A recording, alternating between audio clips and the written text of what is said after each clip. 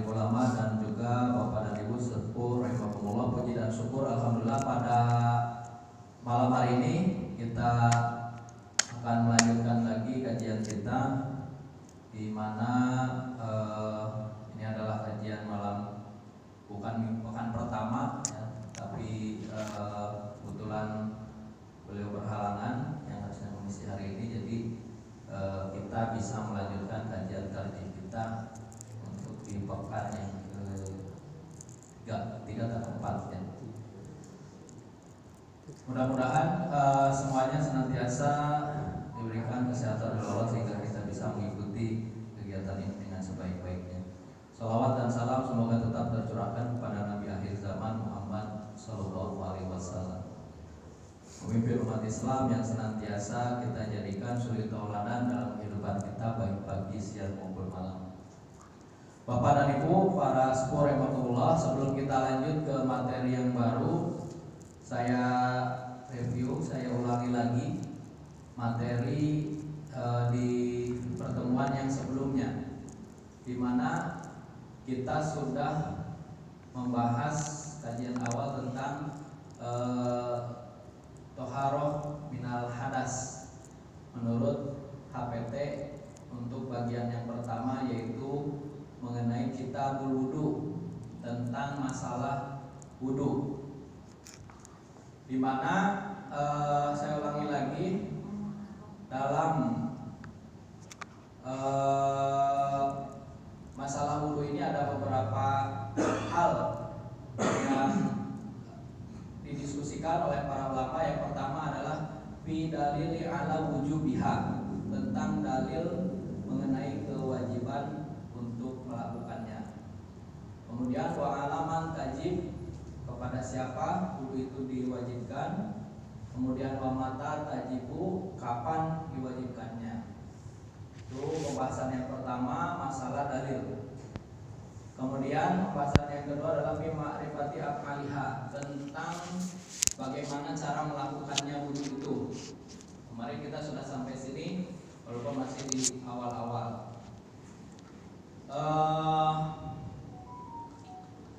Mengenai dalil wajibnya yang sudah kita bahas kemarin, fi dalil yang la wujubiha, mengenai dalil tentang kewajiban orang itu berwudu. Di pekan kemarin, di pertemuan kemarin, kita sudah membahas bahwa ayat yang memerintahkan kita untuk bersuci sebelum melaksanakan sholat adalah Quran surah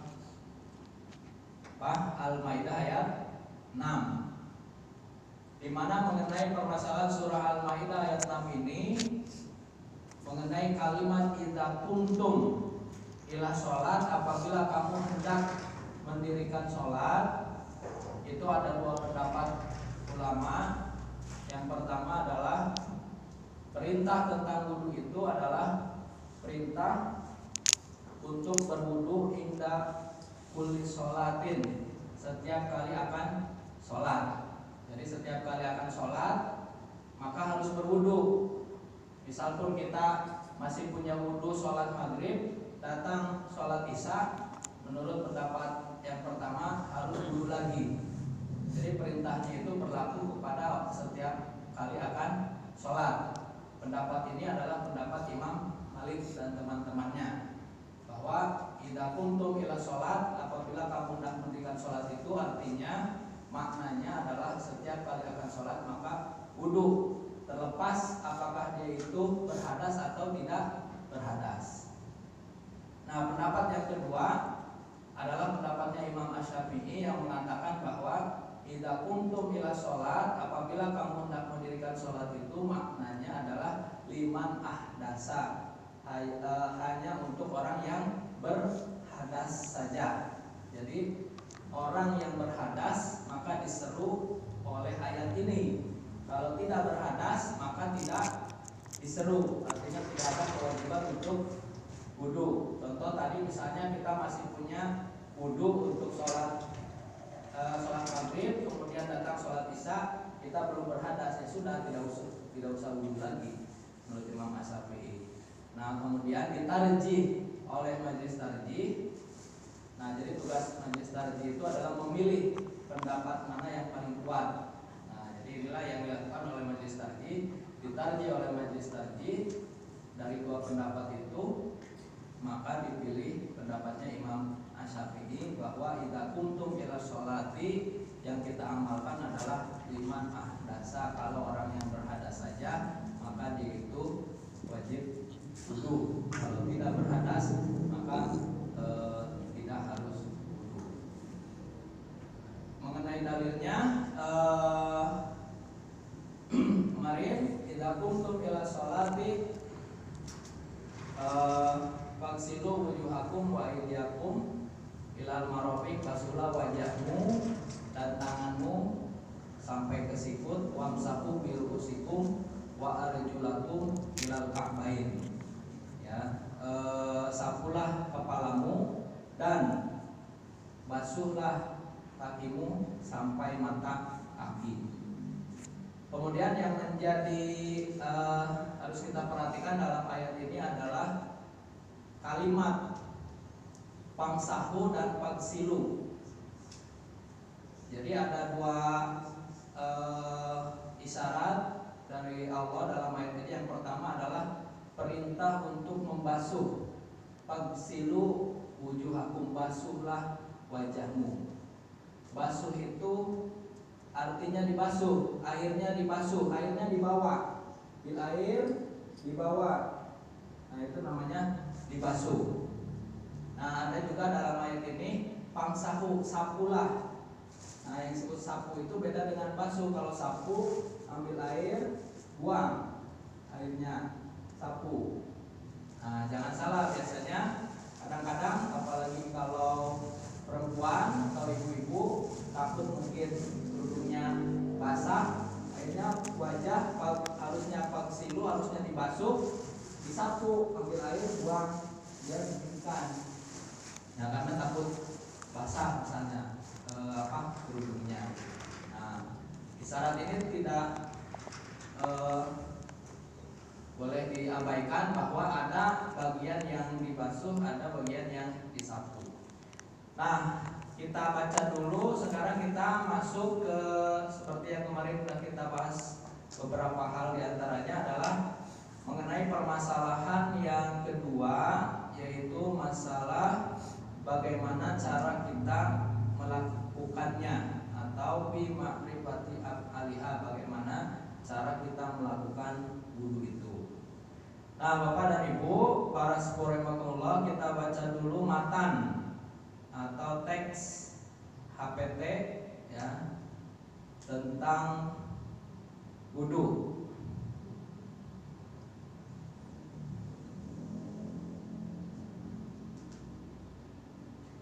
Sini disebutkan kalau bawa atau punya kitab HPT-nya, harusnya nanti setiap kajian di pekan pertama, kalau sekarang kan mengganti ya, di pekan pertama bisa dibawa biar kita samakan. Jadi dalam kitab Toharoh mengenai wudu, setelah dalil kemudian di situ ada teks bacaan atau teks HPT-nya yang bunyinya seperti ini. Idza tawadda'ta faqul bismillahirrahmanirrahim. Apabila engkau wudu, maka mulailah dengan membaca bismillahirrahmanirrahim. Mukhlishan niyataka lillah. Berniatlah dalam hatimu dengan ikhlas. Wagsil kafaika salasan. Basuhlah tanganmu, cucilah tanganmu 3 kali. Wastana bil aroki au nahwihi. Kemudian disunahkan untuk berwudu baik dengan untuk bersikat gigi dengan kayu arok dan sejenisnya. Tuma tamat mado wastansik min kafin wahidin wastansir tab'al dzalika salasan. Kemudian masukkan air ke dalam mulut seraya ke dalam hidung dengan 1 tangan, kemudian keluarkannya lagi 3 kali. Nah, kemarin kita baru sampai sini. Idza idza tawaddo'ta faqul bismillahirrahmanirrahim. Jadi kita memulai wudu itu dengan bismillahirrahmanirrahim. Dengan bismillahirrahmanirrahim merujuk kepada hadis man amila apabila melakukan sesuatu ya, lam yabda bi bismillahirrahmanirrahim akto, belum dimulai atau belum membaca bismillahirrahmanirrahim, akto terputus sebagai ibadah. Nah, maka karena wudu itu adalah ibadah, maka wudu juga dimulai dengan bismillahirrahmanirrahim. Nah, kemudian mukhlishon niyataka lillah. Disinilah kita juga harus sambil berniat dengan ikhlas. Pekan kemarin atau pertemuan yang lalu kita sudah membahas bahwa mengenai niat wudu itu ada ikhtilaf ulama. Belum masalah niatnya dijaharkan atau tidak dijaharkan, niat atau tidak harus niat, itu juga menjadi diskusi ulama. Karena toharoh itu ada dua macam. Yang pertama toharoh minal hadas, bersuci dari hadas. Yang kedua bersuci toharoh minan najasah, bersuci dari najis. Nah, bersuci dari najis itu salah satu cirinya adalah dia itu tidak ada niat, tidak harus berniat. Kayak bersuci dari najis mutawasito, misalnya mencuci baju itu kan nggak harus niat ya, mencuci baju itu nggak harus niat. Jadi salah satu yang membedakan toharoh dari najis itu, kalau toharoh dari najis itu tidak membutuhkan niat, ngepel, nyuci itu nggak harus niat. Tapi kalau toharoh minal hadas, toharoh dari hadas, baik hadas kecil maupun hadas besar, itu ulama berbeda pendapat. Pertama, karena ini ada dalam satu bab mengenai toharoh minal hadas dan toharoh minal najasa ini, sebagian ulama berpendapat bahwa wudu itu adalah termasuk ibadah ghairu mahdoh, ibadah yang sama dengan ibadah mencuci baju, membersihkan kotoran yang lainnya. Artinya disamakan dengan toharoh minan najasa. Disinilah kemudian menurut ulama yang ini, jadi niat wudu itu menjadi tidak harus, karena orang juga mencuci baju nggak harus niat, karena dia itu ibadah ghairu mahdoh atau ibadah umum. Sementara menurut sebagian yang lain, niat adalah syarat wudu, karena wudu itu beda dengan toharoh minal hadas, itu beda dengan toharoh minal najasa. Kalau toharoh minal hadas itu adalah ibadah khusus sehingga harus niat. Nah, dari sini ini adalah pendapatnya Imam Asy-Syafi'i yang mengatakan wudu harus niat. Imam Ahmad juga berpendapat wudu harus niat. Sementara Imam Abu Hanifah itu berpendapat wudu itu nggak harus niat, karena disamakan dengan toharoh minan najasa. Nah, setelah ditarjih oleh majelis tarjih, maka kita mengikuti pendapatnya Imam Asy-Syafi'i, Imam Malik, Imam Ahmad, dan Abu Saur dan Abu Dawud, bahwa niat dalam wudu itu tetap harus ada. Makanya tadi dalam HPT-nya disebutkan mukhlishon niyataka lillah, berniatlah dengan ikhlas. Artinya Muhammadiyah berpendapat wudu itu adalah ibadah khusus yang harus niat. Adapun niatnya, kita mengambil cara berniat di dalam hati, tidak mengharuskan dijaharkan, sesuai dengan makna niat itu sendiri, yaitu posdu syai'in muktaronan bifi'lihi, mengerjakan sesuatu, berniat menggetarkan hati, dilanjutkan dengan melakukan perbuatannya. Ya, bilujan Pak Dr. Haji Bukairos ya. Jadi kalimah mukhlishon niyata kalillah dalam HPT itu seolah-olah sederhana. Padahal itu kalau dikaji ada dua permasalahan. Pertama, masalah wudu itu termasuk ibadah khusus atau ibadah umum. Tadi kita sudah bahas bahwa kita berpendapat kedua mengenai niatnya harus dijaharkan atau tidak dijaharkan, bahwa majelis taklim mencukupkan niat di dalam hati, niat dulunya dalam hati, sesuai dengan pengertian niat itu sendiri. Kemudian selanjutnya adalah faksil kafaika salasan, kemudian cucilah tanganmu 3 kali. Nah, kemarin juga ini sudah kita bahas bahwa masalah mencuci tangan dalam wudu itu ada 3 pendapat ulama setidaknya. Yang pertama yang mengatakan mencuci tangan setelah wudu itu wajib bagi setiap kali akan wudu siapapun, artinya harus dilakukan. Yang kedua yang mengatakan bahwa mencuci tangan ketika akan wudu itu adalah hanya untuk orang yang bangun tidur. Kalau tidak habis tidur maka tidak harus mencuci tangan. Artinya mungkin diutamakan untuk sholat subuh. Nah, yang ketiga pendapatnya adalah mencuci tangan ketika akan wudu itu adalah hanya untuk yang ragu-ragu apakah tangannya itu bersih atau tangannya itu kotor. Nah, ikhtilaf mengenai hal ini adalah karena adanya hadis yang diriwayatkan oleh Abu Hurairah. Di sini katakan idza staiqadha ahadukum min naumihi fala yaghmas yadahu ala ayaghsilaha salasan.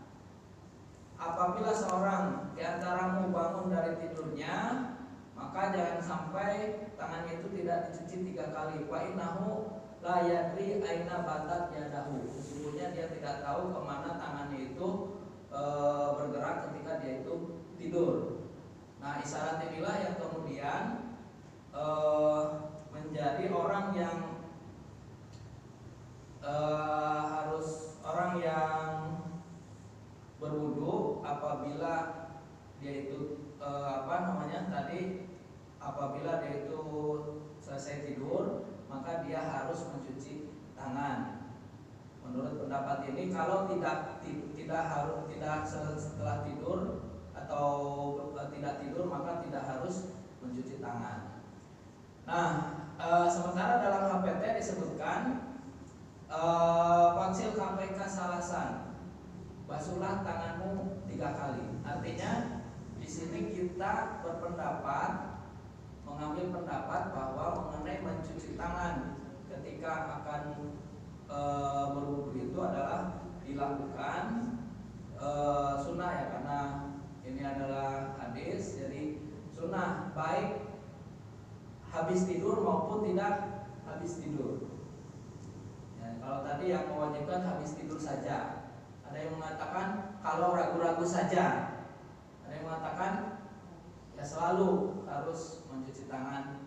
Nah, di sini kemudian kita mengambil pendapat bahwa mencuci tangan dalam wudu itu adalah setiap kali akan wudu, baik habis tidur maupun tidak tidur, baik ragu maupun tidak ragu, pokoknya mencuci tangan. Kemudian kita juga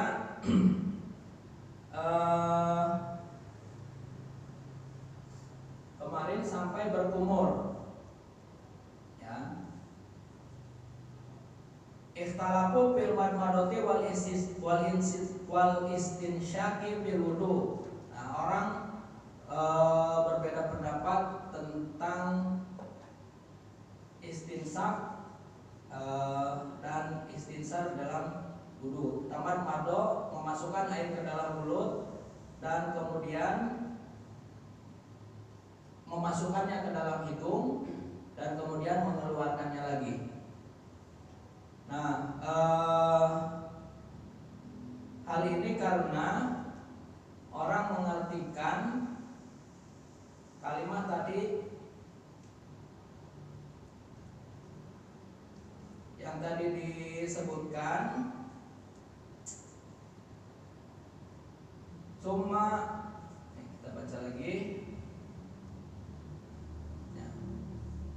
Summa tamadmad wastansik min kafin wahidin wastansir taf'alu dzalika salasan. Ya, di sini ada summa tamadmad, kemudian masukkan air ke dalam mulut, wastansik, dan nah ini wa di sini ada yang mengartikan dan, ada yang mengartikan ini adalah seraya. Kalau mengartikan dan adalah summa tamadmad wastansik, kemudian masukkan air ke dalam mulut dan kemudian masukkan air ke dalam hidung. Artinya dipisah antara mulut dan antara berkumur dan masukkan air ke dalam hidung. Ada juga yang mengartikan summa tamadmad wastansik itu adalah seraya. Maksudnya seraya itu adalah sambil memasukkan air ke dalam mulut, seraya memasukkan ke dalam hidung. Jadi sambil satu aktivitas, dua kegiatan. Nah, biadin wahidin, kalau dalam HPT disebutkan dengan jelas memasukkan air ke dalam mulut seraya ke dalam hidung itu adalah dengan satu tangan. Jadi bukan dua tangan. Nah, dari sini kita bisa maknai ambil air ke dalam mulut dengan satu tangan kanan, seraya masukkan ke dalam hidung, buang. Nah, jadi sifat wudu dalam tarjih itu adalah kita mengartikannya seraya memasukkan air ke dalam mulut dan seraya ke dalam hidung, kemudian dengan satu tangan kemudian membuangnya. Salasan, ya, 3 kali.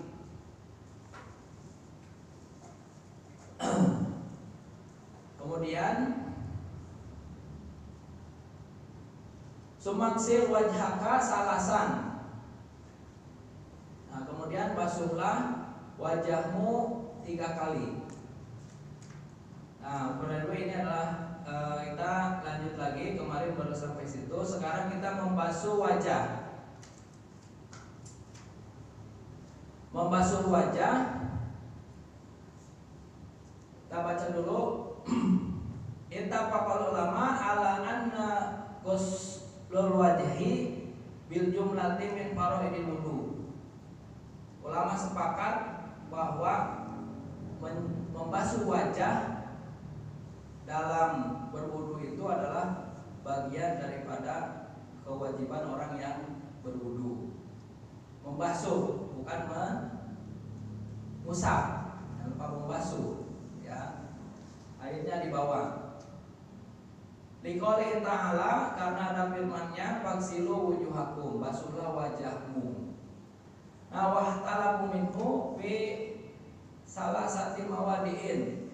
Tapi ulama berikhtilaf tentang 3 hal di dalam membasuh wajah. Yang pertama adalah fi ghuslil bayadil ladzi bainal azar. Jadi yang pertama adalah mengenai kewajiban, apakah keharusan membasuh kulit wajah yang ada di antara jambang dan rambut. Di sini kalau orang Arab kan berjambang. Di sini kan ada kulit sininya. Apakah ini juga harus dibasuh atau tidak harus dibasuh? Permasalahan. Yang pertama, sebagian ulama berpendapat ini harus dibasuh. Yang di belakang jambang ini harus dibasuh.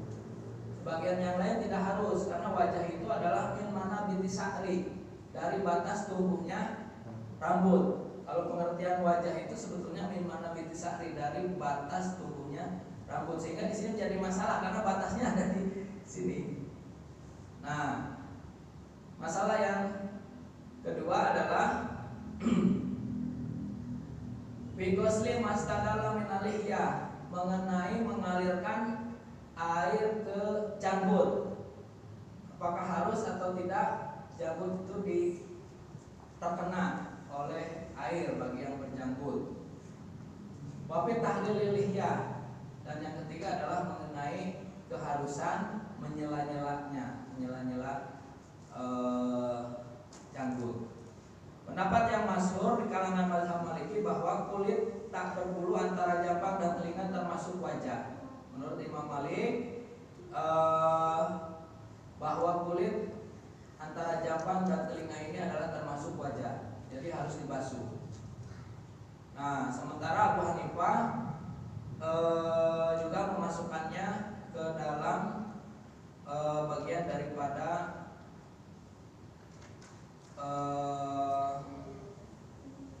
wajah, ya. Yang tidak memasukkannya ke dalam wajah adalah pendapatnya ahlu zohir, pendapat yang tekstual yang mengartikan bahwa wajah itu adalah mimana binti sakri, dari tempat tumbuhnya rambut itu kemudian tidak mengharuskan. Nah, di sifat wudhu dalam HPT pada ibu kita membasuh wajah itu adalah semua, dari tempat tumbuhnya rambut sampai ke belakang, ke sini sampai ke janggut, sampai menyela-nyelainya. Nah, artinya kita mengikuti pendapatnya Imam Maliki bahwa ini adalah bagian daripada wajah. Jadi ini harus dibasuh ketika kita berwudu. Nah, kemudian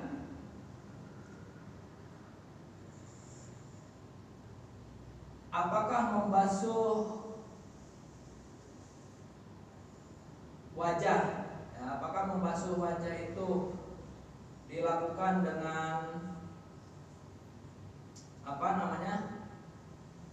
dilanjutkan dengan kepala ataukah tidak dilanjutkan dengan kepala, dipisah dengan kepala, kemudian berapa kali membasuh kepala, itu juga menjadi diskusi. Kita para ulama ala anna mashurasi min furudil wudu. Nah, ulama berpendapat bahwa kepala itu adalah bagian daripada kewajiban yang harus disapu kewajibannya, bukan dibasuh ketika berwudu. Wahtalafu fil qadri. Pertama, perbedaan pendapatnya adalah mengenai ukuran dibasuhnya. Menurut Imam Malik, maka kewajiban mengusap kepala itu adalah seluruhnya. Jadi dari depan, belakang, seluruhnya. Menurut Imam Malik. Wa dhahaba Syafi'i wa ba'du ashabi Malik wa Abu Hanifah ila anna masubatihi wa al-fardu. Sementara menurut Imam Asy-Syafi'i dan sebagian pengikutnya, yang wajib itu adalah masubatihi, sebagiannya saja. Tidak usah harus sampai seluruhnya, seluruh kepala. Nah, wa ashabu Malik min hadi ba'di bisulus. Bahkan sebagian pendapat Imam Malik ada juga yang berpendapat sepertiga yang harus dibasuh. Abu Hanifah seperempat. Ini macam-macam. Nah, pada ibu di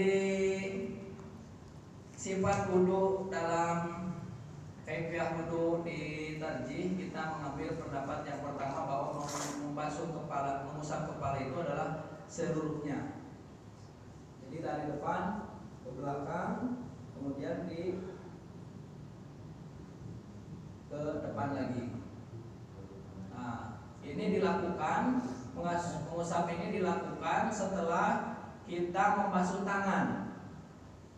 Artinya setelah kita membasuh tangan, nah dalam tangan juga ini ada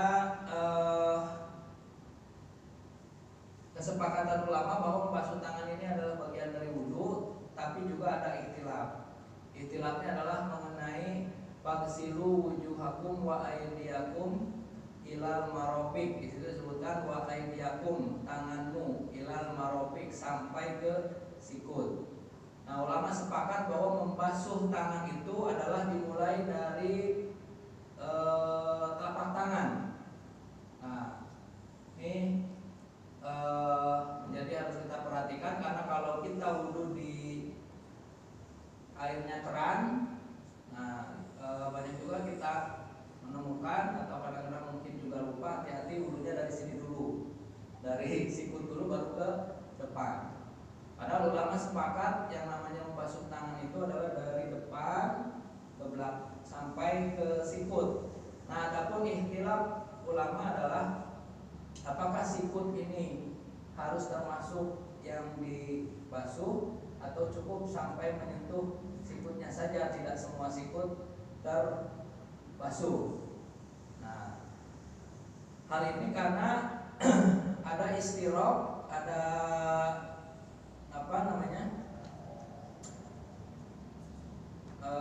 makna yang tidak jelas dari kalimat ilan marofik sampai ke sikut. Apakah sampai ke sikut itu termasuk ke sikutnya, ataukah ilan marofik itu cukup sampai ke batas sikut? Sehingga menurut Imam Asy-Syafi'i itu harus sampai ke sikutnya, sedangkan menurut Imam Malik cukup sampai batas sikutnya saja. Nah, kita di tarjih harus sampai ke sikut, harus terbasuh sikutnya, bukan sampai batas sikut saja, tapi sikutnya terbasuh. Nah, kemudian setelah tangan kanan 3 kali, tangan kiri 3 kali, maka dilanjutkan dengan mengusap kepala 1 kali. Jadi mengusap kepala di dalam sifat wudu dalam Muhammadiyah itu 1 kali, tidak 3 kali. Mengapa? Sini disebutkan dari hadis dari Bukhari dan Muslim, Inna Utsmana da'a biwudu'in, sesungguhnya Utsman ya, itu dipanggil untuk berwudu, bako salah kapaihi salasa marrotin. Kemudian beliau Utsman membasuh telapak tangan 3 kali, salasa marrotin, summa tamadmado wastan sako wastan saro, summa ghusul wajhu, summa ghusala wajhahu, kemudian membasuh wajahnya salasa marotin, summa ghusala yadahul yumna ila mirfaqi salasan, summa al yusra misla zalik, summa masaha bi rasihi, summa ghusala rijlahu al yumna ila ka'baini salasa marot, summa al yusra misla zalik. Rawahu Bukhari dan Muslim. Jadi dalam teks hadis mengenai sifat wudu Rasul yang diperagakan oleh asharus sahabat Utsman, itu dipraktekkan semuanya salasan 3 kali, kecuali saat kepala tidak disebutkan salasan. Inilah yang diambil oleh tarjih zahir hadis ini, bahwa semuanya 3 kali kecuali kepala. Kenapa kepala tidak 3 kali? Karena dalam hadis tidak disebutkan salasa marot atau salasan, tidak disebutkan 3 kali. Nah, sebab itu maka kita membasuh kepala itu 1 kali. Nah, kemudian kaki sampai mata kaki ya, mulai dari kaki yang kanan dulu, kemudian dilanjutkan dengan kaki yang kiri sama sampai ke mata kaki 3 kali. Baik, saya akan membaca ulang dan kemudian mencoba memberikan gambaran bagaimana wudu. Ya, kalau tadi ada request dari Bapak, nanti ujungnya praktek. Ini nanti praktek bagaimana sifat wudu di Muhammadiyah. Jadi kita baca dulu secara lengkap sampai kaki. Idza tawaddo'ta faqul bismillahirrahmanirrahim. Apabila kamu berwudu maka bacalah bismillahirrahmanirrahim. Ini matan HPT-nya. Mukhlishan niyataka lillah. berniatlah hatimu dengan ikhlas karena Allah Ta'ala. Wagsil kafaika salasan, cucilah tanganmu 3 kali. Wastana bil araqi aw nahwihi, disunahkan untuk bergosok gigi dengan araq dan sejenisnya. Suma tamat wastansik bin kafin wahidin, kemudian masukkan air ke dalam mulut seraya ke dalam hidung dari 1 tangan. Wastansir, kemudian keluarkan. Tab'alu dzalika salasan, kamu kerjakan yang seperti itu 3 kali. Wabalik bihima malam takun soiman, masukkan air ke dalam mulut seraya ke dalam hidung itu hendaknya dilakukan dengan sempurna kecuali kalau berpuasa. Sumaksir wajhaka salasan, kemudian basuhlah wajahmu 3 kali. Wa itolati ghuslihi, dengan melebihkan basuhannya. Ma'adalki, sambil digosok juga wajahnya. Wa takhallil lihyataka, kemudian sela-selai janggut. Sumaksil yadaika ma'al mirfaqaini bidalki salasan, kemudian cucilah tanganmu sampai kedua sikut bidalki, dengan digosok salasan, ya 3 kali. Wa khalil al asabi'a, kemudian sela-selai dengan menyela-nyelai sela-sela jari. Ma'a itolati ghuslihima, kemudian dengan dilebihkan untuk membasuhnya, membasuh tangannya dilebihkan. Wabda bil yumna sumamsah, wabda bil yumna, jadi mencuci tangan, mencuci kaki dimulai dengan kanan dulu 3 kali baru kiri, jadi bukan kanan kiri kanan kiri. Nah, jadi kanan dulu 3 kali baru kiri. Sumamsah birosika, kemudian sapulah kepalamu. Nah, yang disapu itu sesuai dengan ayat adalah kepala, bukan rambut, ya, bukan rambut tapi kepala. Au binasyatika alal imamah, atau dengan mengusap ke atas imamah. Wa imroril yadaini min qadamaihi ilal qafa wa raddihima ilaihi, ya, kemudian dari depan ke belakang, kemudian raddihima balikan lagi. Sumamsih uzunaini, kemudian sapulah kedua telingamu, dohiruhuma biibhamaini, luarnya dengan ibu jari, wabatinahuma bisababatain, dan dalamnya dengan telunjuk. Sumaksil rijlaika ma'al kafaini bidalki salasan, kemudian cucilah kakimu dengan menggosoknya salasan. Wa khalil ala asabi'a, kemudian jangan lupa menyela-nyelai jari-jari kaki. Wabda bil yumna, mulailah dari kaki kanan. Sumakul asyhadu alla ilaha illallah wahdahu la syarikalah wa asyhadu anna muhammadan abduhu wa rasuluh, kemudian setelah itu berdoa. Ini gambaran jeleknya, ya. Saya yakin mungkin Bapak dan Ibu bisa mempraktikkan wudu itu lebih bagus daripada saya. Saya gambaran aja. Jadi kita kalau berwudu menurut tadi, pertama Bismillahirrahmanirrahim, ya, kemudian tangan 3 kali sambil berniat dengan ikhlas, masukkan air ke dalam mulut, kali 2, kemudian 3.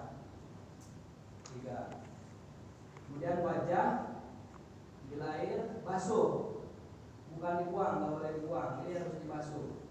Air ini sambil menyelai jambut 1, kemudian 2,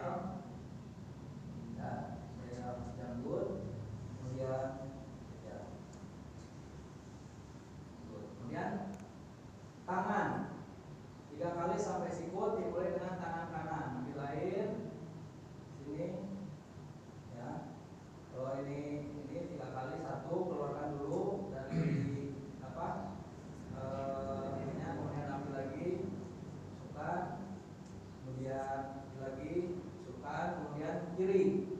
Lagi sini ya, sampai termasuk ke situnya 1, kemudian ini 2, ya sini 3.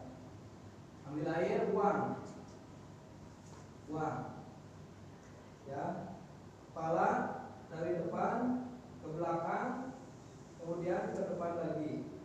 Tadi sebutkan telinga, dilanjutkan dengan telinga dengan memasukkan telunjuk dan ini jempol ada di luar, kemudian tarik 1 kali. Kemudian kaki, ya, kanan dulu sampai sikut, keluarkan lagi, sini 2, kemudian 3, kemudian kiri, ya sama. Kemudian berdoa asyhadu alla ilaha illallah wa anna la syarikalah wa asyhadu anna muhammadan abduhu wa rasuluh.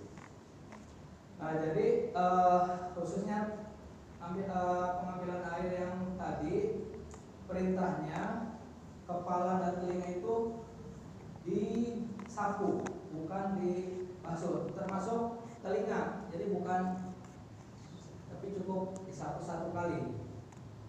Bila air, buang, depan, belakang, langsung masukkan sini, cukup 1 kali. Nah, inilah identitas kita dalam berwudu, Bapak dan Ibu. Tarjih menjadi identitas kita. Makanya kadang di awal saya sudah bilang, kadang-kadang kita sudah berjuang di Muhammadiyah, ketika orang lewat ngerti paham HPT, pas wudunya tidak sesuai HPT, loh di sini kok Masjid Muhammadiyah, tapi orangnya jamaahnya banyak yang bukan Muhammadiyah, karena lihat wudunya aja. Kadang-kadang seperti itu. Makanya sedikit-sedikit kita mengenal HPT agar kita bermuhammadiyahnya lebih sempurna lagi. Mungkin kita nanti diskusinya biasa sambil jamuran aja. Udah sholat. Terima kasih. Nasrul minallah wa fathul qarib wa basyiril mu'minin.